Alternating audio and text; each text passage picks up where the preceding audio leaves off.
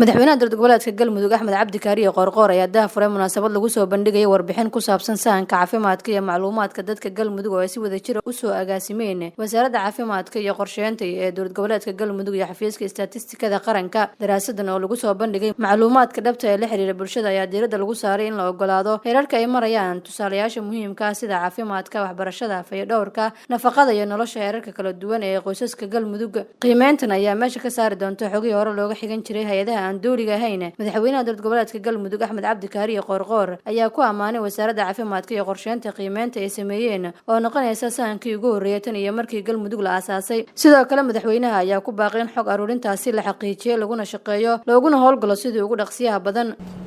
maanta waxaa la yaqaan sida loo wajahayo, sida loo soo bandhigayo, ciddii nakaalmeynaysay siday noo kaalmeynayso.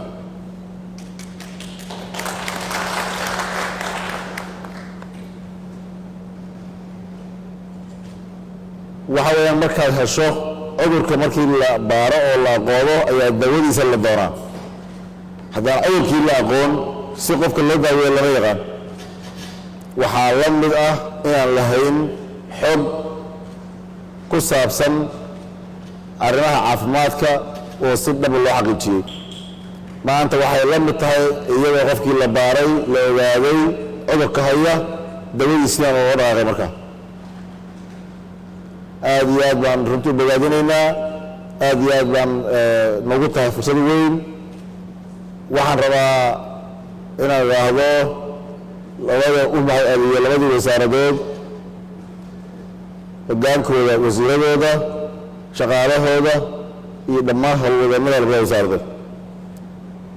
waxaan ka rabaa halkan aan uga mahadceliyo tiimkii istaatistikada qaranka ee ka qayb qaatay hawshaan iyo hay-addii gacan ka geysatay oo arrintaa fududaynteeda gacan ka geysatay.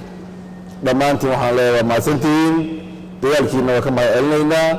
guul weyn baad ka gaarteen, xaqiijiseen, meel mariseen mustaqbal wanaagsan oo lagu xisaabtamo oo lagu ilaaliyo ama lagu howlgalo caafimaadka ayaadna meel soo dhigteen. aad iyo aad baan kaga mahadcelinaynaa.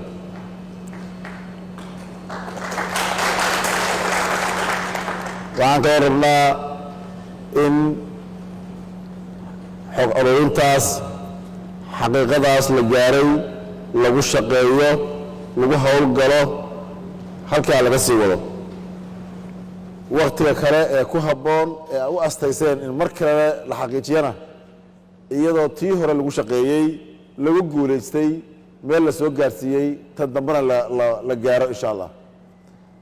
waxaan idinku bogaadinaynaa, waa idinku boorinaynaa annagoo runtii aad iyo aad iyo aad idinkugu hanweyn inaad xog ururinta labaad aan isugu imaan doono ama la isugu imaan doono iyadoo tii hore guul laga soo gaaray, tan dambena hore looga sii socdo. waa guul weyn oo la gaaray. maanta inaan ku howlgelayno inay Galmudug noqotay halkii ugu horreysay ee ku guulaysatana waxay noo tahay guul labaad. Khadra Ali Jimcaale, VOS TV, Muqdisho.